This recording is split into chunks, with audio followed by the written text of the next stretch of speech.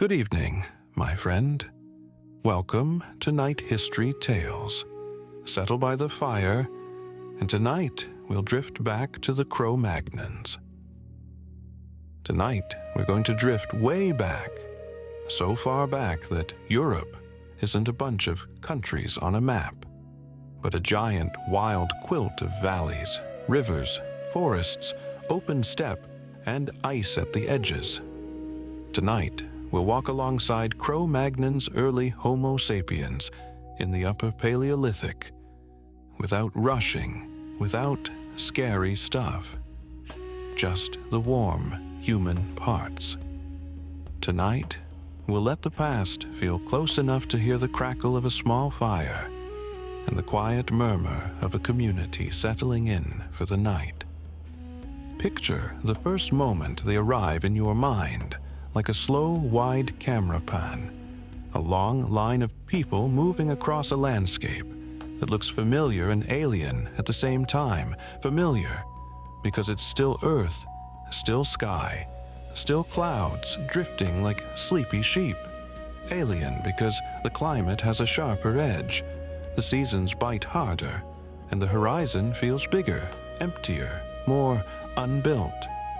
These are Cro-Magnons, basically early modern humans living in Europe during the Upper Paleolithic, roughly 45,000 to 12,000 BCE, though, honestly, they didn't call themselves that.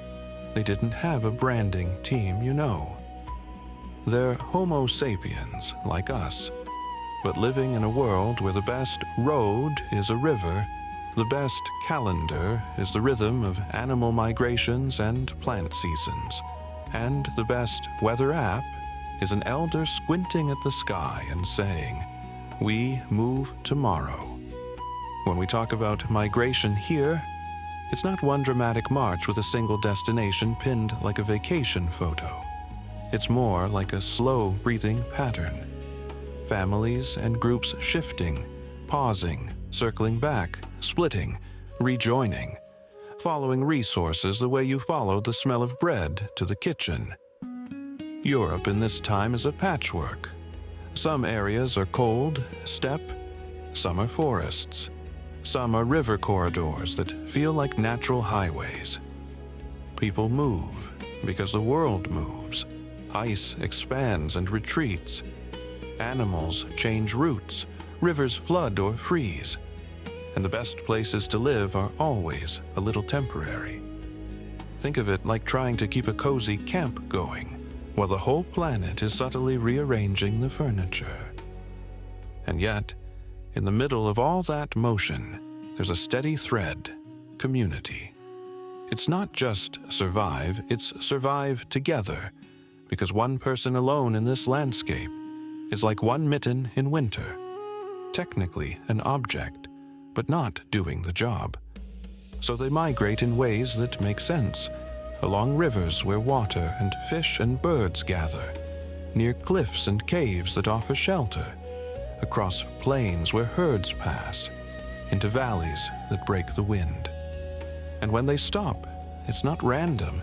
There's scouting, memory, stories of that place where the flint is good, or that bend in the river where the salmon show up, passed down like family recipes.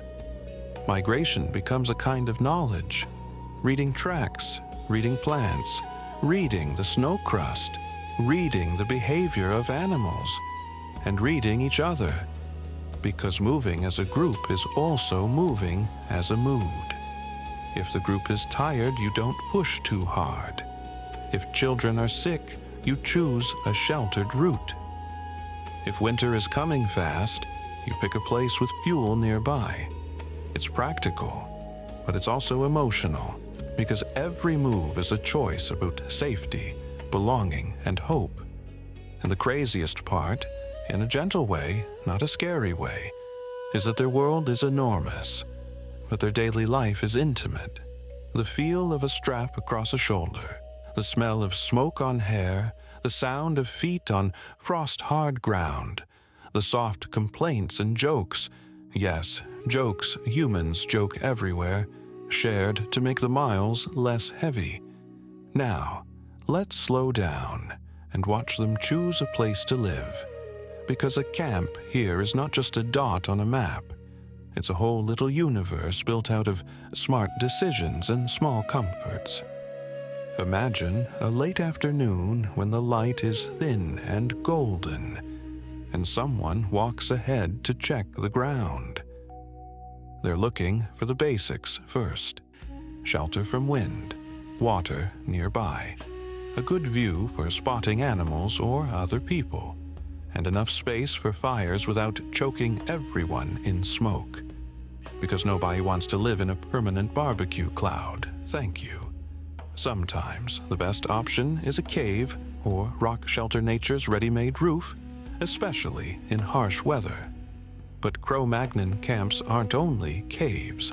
Plenty of evidence suggests open-air camps too, with structures made from wood, hides, and sometimes big bones as supports in certain regions and times. You can picture a shelter like a low, snug tent. Hides stretched over a frame, weighted with stones, edges tucked down to keep wind from sneaking in like an annoying little ghost. Inside, it's organized, because even without interior design, humans still do the thing where you put the sharp stuff in one place and the sleeping stuff in another, because pain is a teacher, and it teaches fast. There's a hearth area. There's a place for working stone or bone. There's space where children can be near adults, but not in the danger zone of flying flakes. And there are little pockets of privacy because even in tight communities, everyone sometimes needs a moment like, okay, I love you all, but I'm going to stare at this piece of hide quietly for 5 minutes. Camps are also seasonal. Some sites are like winter apartments, where the group returns because it's protected. Others are like quick road trip stops, when following animals or harvesting plants. You can almost hear the routine. Unpack bundles, set the fire, lay hides, check tools, hang food away from curious scavengers. And yes, the landscape is full of other beings with opinions: wolves, foxes, ravens, maybe big cats depending on region and time, so camp placement is a negotiation with the ecosystem. A good camp is like a good campsite today, just with higher stakes and fewer snack bars. The choice is practical, but it also shapes the group's mood. A sheltered spot makes people calmer. A windy, exposed spot makes everyone edgy. And when night comes, the camp becomes a circle of warm light in a huge, dark world, tiny but stubborn. If you want a simple way to remember what a good Paleolithic campsite needs, it's basically the same logic as a good modern, cozy night setup, just translated into ancient life. Water you can reach, fuel you can collect, a place to sleep without battling the wind, good sight lines for awareness, materials nearby for making and fixing, and enough space for everyone to be close without stepping on each other's lives. That last part is important, because a camp isn't just shelter. It's where the group becomes we. And then, the heart of it, the fire. If this whole bedtime story had one soft, glowing center, it's the fire. Because fire is where the practical and the emotional hold hands. Picture someone crouching, careful, focused, like they're doing a delicate craft, because they are. Making fire can involve sparks from stone, or preserving embers from the last camp so you don't have to start from scratch every time, like carrying the world's most precious pilot light. Fire is warmth, obviously, and in Ice Age, Europe warmth isn't a luxury. It's the difference between we sleep and we shiver all night and hate everything. But fire is also light, and light changes how you think. In the dark, your world shrinks to what you can't see. In firelight, faces appear again, hands can work, children can be watched, stories can happen. Fire makes the night feel less like an enemy and more like a blanket. It's also a kitchen, without getting gross about it, because cooking makes food easier to eat and digest, and it can make certain plants safer or more available. Fire dries hides. Fire hardens wooden points. Fire helps shape adhesives and resins in some traditions. Fire keeps insects at bay sometimes, and it discourages certain animals from wandering too close. Not all animals, but enough that it helps. And fire is social. This is huge. The hearth is basically the original living room, the original comment section, the original group chat, except it smells like smoke, and everyone is actually present. Wild concept, right? Around the fire, knowledge moves. Someone shows a younger person how to twist fibers into cord. Someone demonstrates how to angle a stone cord just right to get a blade. Someone sings maybe not a song like we define it, but a rhythmic chant, a repeated melody, a sound pattern that makes the mind settle. Kids drift in and out, half listening, half playing, absorbing everything the way kids do, like little sponges with messy hands. And because this is bedtime, let's linger on the feeling. The fire pops softly. Sparks rise like tiny orange insects, and the people's faces are warm on one side and shadow on the other, which makes everyone look a little mysterious and a little heroic, even if they're just tired and hungry and trying to keep the smoke out of their eyes. If you've ever watched a campfire and felt your brain slow down, you already understand something Cro-Magnons understood. Fire is a pause button for chaos. It's like the world says, okay, you can rest here. And the group says, thank you, we will. Now slide your attention to clothing, because once you have fire and shelter, the next layer of comfort is literally a layer. In Upper Paleolithic Europe, clothing isn't fashion in the runway sense, but it absolutely has style in the human sense, because the moment you have the basics, humans start adding meaning. At first, it's about warmth, hides, furs, layered wraps, things tied with cords, adjusted with simple fastenings. But it's not just throw a skin on and hope for the best. There's skill here. There are scrapers to clean hides. There are tools and processes to soften and shape material. There are bone needles, yes, real needles, and evidence of sewing, which is basically the invention of custom fit. Sewing changes everything because it lets you create fitted garments that trap heat better and move with you. It's the difference between a loose blanket and a jacket with sleeves, and you know how that feels in winter. And once you can sew, you can also repair, which is the real superpower. A torn garment isn't a disaster. It's a problem you solve. Clothing likely varies with region, season, and group tradition. Some items might be like leggings, tunics, cloaks, mitt-like coverings, head wraps, practical shapes made from what's available. And then there's decoration. Beads from shells or bone, pigments like ochre, patterns that signal identity or memory. Decoration isn't extra in the silly sense. It's extra in the human sense, like how you might put a sticker on your water bottle, not because it makes the bottle hold more water, but because it makes it yours. Imagine a young person threading small beads with careful fingers, while an older person watches, half teaching, half just enjoying the quiet. Imagine someone rubbing red ochre on a hide not only for function but for color, because color is a mood. Clothing can also be a story. This bead came from a far river. This pendant belonged to someone I loved. This pattern marks our group. This fur is for the coldest nights. And because we're doing this softly, let's keep it gentle. Clothing is comfort, identity, belonging. It's the feeling of pulling something warm around your shoulders and thinking, okay, I can be okay. The funny part, and I mean funny in a tender way, is that when you zoom out, a Cro-Magnon cloak and your modern hoodie are cousins. Both say, I live in a world that gets cold.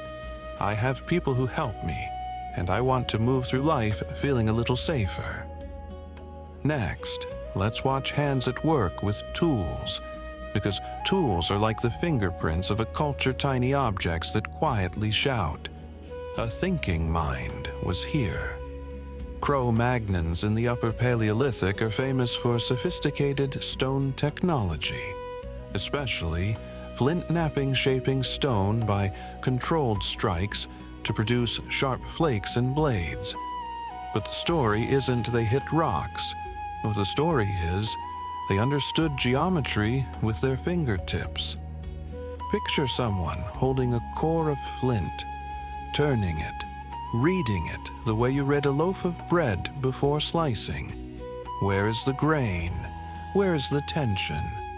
Where will the next cut go cleanly? A good napper doesn't smash, they coax. A strike lands at a precise angle, and a long flake peels away like a neat ribbon, leaving a fresh edge sharp enough to do serious work. Those blades become knives, scrapers, burins, tools that help carve or engrave, points and inserts. And then there's bone and antler materials that bring a different kind of ingenuity. Bone can be shaped into needles, awls, points, fishhooks in some contexts, and decorative items. Antler can become handles, pressure flakers, spear points, and more. Some hunting technologies include spear throwers, atlatl-like devices, in later periods, which amplify the force and range of a spear-like, adding a lever to your arm, turning your throw into something cleaner and farther. Tools aren't just for hunting. They're for making everything else. Shelters, clothing, cordage, art, childcare equipment, food prep. Toolkits are like portable problem solving. And the way these tools spread through migration, through contact between groups, tells you something about communication. People learn from each other. They trade ideas. Maybe they trade materials too. A special stone from one region shows up far away, suggesting networks, journeys, connections. That's the quiet truth. Even in a world without writing, information travels.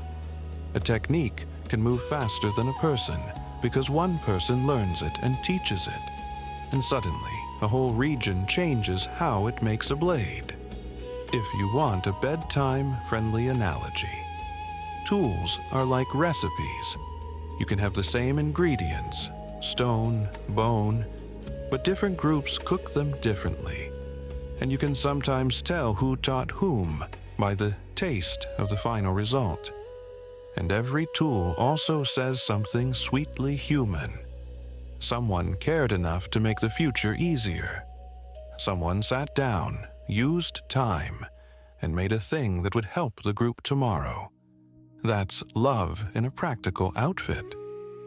Now, let's step into the daily rhythm of food hunting and gathering without turning it into a scary scene.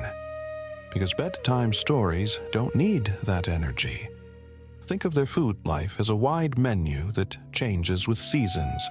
Plants, nuts, berries, roots, maybe edible greens, fish where available, birds and eggs in some seasons, and larger animals when opportunities align. the key word is knowledge. Gathering isn't random wandering, it's knowing where and when. It's remembering that a certain valley has berries at a certain time, that a certain tree yields nuts, that a certain river bend is generous. It's also cooperation. Someone goes with someone because it's safer and smarter, and because you can carry more and notice more. Hunting, likewise, is strategy, not chaos. It can involve tracking, patience, and coordinated movement again.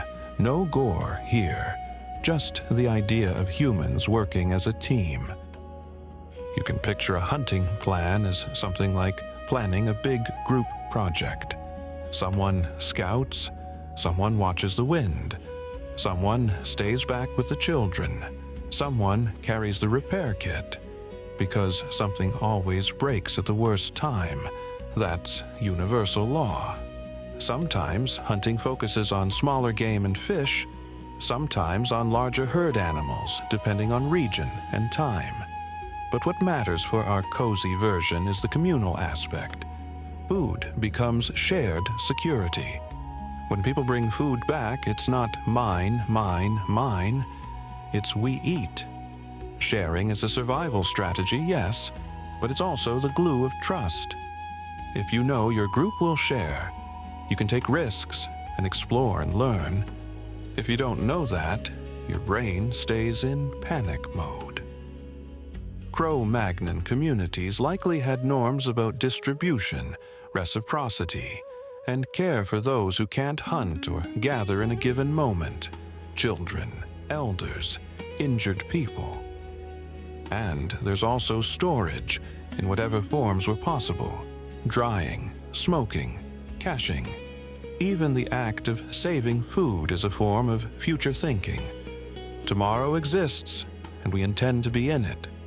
Here's a gentle mini-list of what a good food day might look like, just to make it feel real. A basket or hide bundle returning with plants that smell green and sharp. Someone carrying a carefully wrapped chunk of useful material for later. Children bringing small finds and getting praised, because praise is a powerful fuel. Smoke rising from a hearth where something warm is being prepared. Quiet satisfaction, as everyone eats and the world feels less demanding for a little while. And if you've ever felt that deep calm after a good meal, you know the feeling they were chasing too. Not luxury, just that soft, steady, we're okay. Now zoom in on the community itself, because the biggest technology Cro-Magnons had wasn't a blade or a needle, it was cooperation. Imagine a group size that can flex. Sometimes a smaller band traveling, sometimes larger gatherings, when resources allow, or when social ties pull people together. Within a community, roles exist, but they're likely not rigid job titles stamped on a badge. It's more like people do what they're good at, what the group needs, and what the day demands. Some people are especially skilled at napping stone. Some are amazing trackers. Some know plants like they're reading a familiar book. Some are caretakers who can calm a crying child with a sound or emotion that's been used for generations. Some are storytellers. Yes, that's a role too, because stories organize memory and teach lessons without sounding like a lecture. See, even now we like that. Elders matter, not because they're in charge in a modern political sense, but because they hold experience. In a world where knowledge is survival, an elder is like a living library. And children are the future, and everyone knows it. Teaching happens constantly, not in classrooms, but in moments. A child imitates scraping a hide, and an adult adjusts their grip. A child asks a question, and someone answers with a metaphor. A child wanders too close to the fire, and someone gently redirects them, and maybe makes a joking sound like, "Hey, little moth, not that close," because humor is a good teacher too. Learning is hands-on. Kids learn how to read tracks the way you learn to read faces, by seeing many examples. They learn tool use by holding tools. They learn social rules by watching reactions. They learn patience by waiting for adults to finish important tasks, a timeless tragedy for kids everywhere. And community isn't just labor, it's affection. People groom each other's hair. People share warmth. People comfort grief. People celebrate births. People tease each other lightly, because if humans have one guaranteed feature, it's playful sarcasm when things are safe enough for it. If you want a modern analogy that doesn't ruin the vibe, think of a small, close team where everyone's skills overlap a bit, and the success of one person depends on everyone else showing up. It's like a little boat in a big ocean. Nobody stays afloat alone. And in the evenings after tasks, the community becomes softer. Someone hums. Someone fixes a strap. Someone stares into the fire and lets their thoughts slow down. That's not just rest. That's mental health, Paleolithic edition. It's the human brain finding its balance. Now let's talk about communication and language in a way that stays honest and cozy, because we can't time travel with a microphone, but we can still understand the shape of the thing. Cro-Magnons were Homo sapiens brains built for complex social life, and their survival depended on coordination. So communication had to be rich. Think of all the things you'd need to communicate in a day. There's water over there. That plant is good. That one isn't. We saw tracks fresh. Wait. Now. You take the left. Bring the cord. Don't scare the animals. The child is hurt. Come back before dark. Even if you start with gestures, you quickly want words because words are like little portable tools. They let you carry meaning fast. And language isn't only practical, it's emotional. It lets you comfort someone, joke with someone, warn someone gently rather than with panic. It also lets you tell stories, and stories do something magical. They make other people's experiences yours. Around a fire, a storyteller can take the day's events and reshape them into a lesson, or a laugh, or a memory worth keeping. And you can imagine how language would be wrapped in the environment. Words for snow types, for wind, for animal behavior, for tool parts, for kinship. Because kinship is the map of community.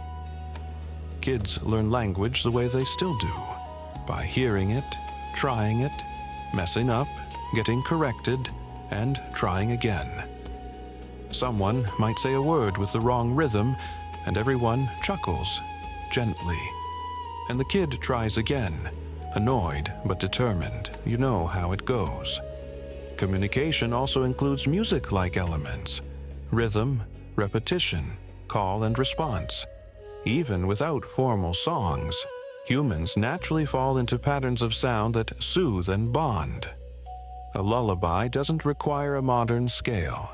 It requires a steady voice and someone who wants you to feel safe. And if you've ever felt calmer when someone talks to you in a low, warm tone, congratulations, you've just time-shared a brain feature with a child in a Paleolithic camp. Here's a small, bedtime-friendly list of how communication might feel in that world. Hand signals that are quick and silent. Short phrases for coordination. Longer, softer speech by the fire. Names and nicknames, because humans always nickname. Stories that start with "remember when" and end with laughter or a quiet sigh. Language is the invisible shelter. It's how a group builds a shared reality, one word at a time. And now, because we promised a gentler, respectful approach, Let's step into art and symbols, the part that makes Cro-Magnons feel closest to us in a way that can give you goosebumps, the good kind. In the Upper Paleolithic, we find evidence of art. Cave paintings, engravings, carved figures, decorative beads, patterns, and even musical instruments like flutes in some contexts. Art isn't extra time activity. Art is thinking made visible. Imagine someone entering a cave where the air is cool and still, carrying a little flame. The walls are uneven, textured, and in that flickering light, they look alive. Now imagine pigment charcoal black, ochre red, earthy browns applied with fingers, with pads, with simple tools, maybe blown through a hollow bone to make a soft spray. Shapes emerge, animals, lines, dots, handprints. The point isn't to make a gallery. The point is to place meaning somewhere outside the mind, to make it shareable, repeatable. A painted animal might be many things: a memory, a teaching tool, a symbol, a focus for thought. We can't claim we know exactly what each image meant, and anyone who says they know for sure is kind of doing a confidence trick, no offense. But we can say this: making images in deep caves is deliberate. It takes effort. It takes planning.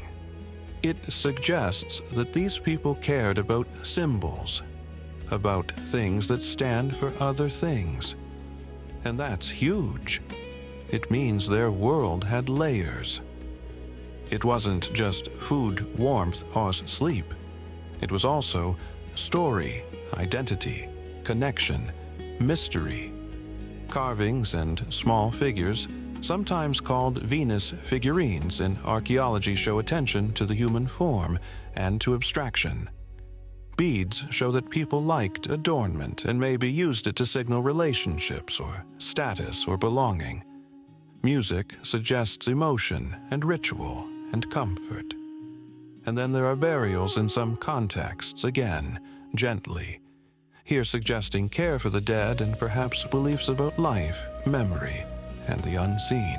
Belief systems in the deep past are hard to pin down, but we can speak respectfully.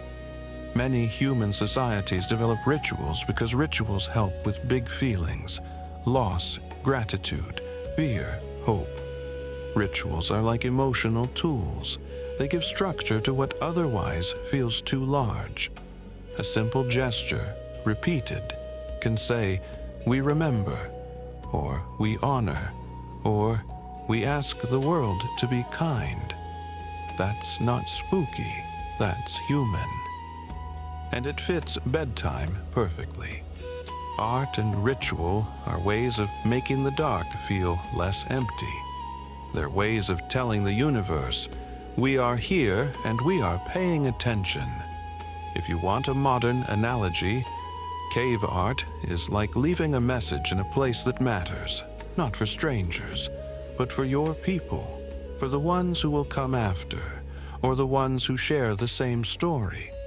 It's like a journal on a cave wall, but with animals and symbols instead of paragraphs. So now, let everything settle. Imagine the camp again. The shelter shapes in the dim light, the fire low and steady, the tools set aside, the clothing pulled close like soft armor, the day's movement paused. Somewhere beyond the ring of light, the landscape is vast and quiet. But inside the ring of light there is breath, there is warmth, there is the murmur of voices. Someone tells a small story, nothing dramatic, just something that makes the children smile and makes the adults feel their shoulders unclench. Someone checks that the embers are safe, that tomorrow's fire will be easy to wake. Someone rests a hand on someone else's shoulder in a way that says, I'm here. And if you listen closely, like bedtime listening, the kind where you're already half dreaming, you can almost hear the simplest truth of Cro-Magnon life.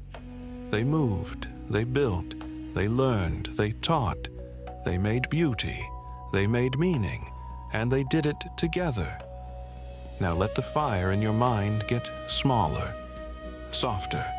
Let the edges of the world blur into gentle dark. And as you drift off, keep one warm thought. Those people so far back weren't strangers made of stone and museum glass. They were minds like yours, hearts like yours, trying to be safe, trying to love their people, trying to understand the world. The night is quiet. The embers glow. The stories slow down. And everything for a little while feels held.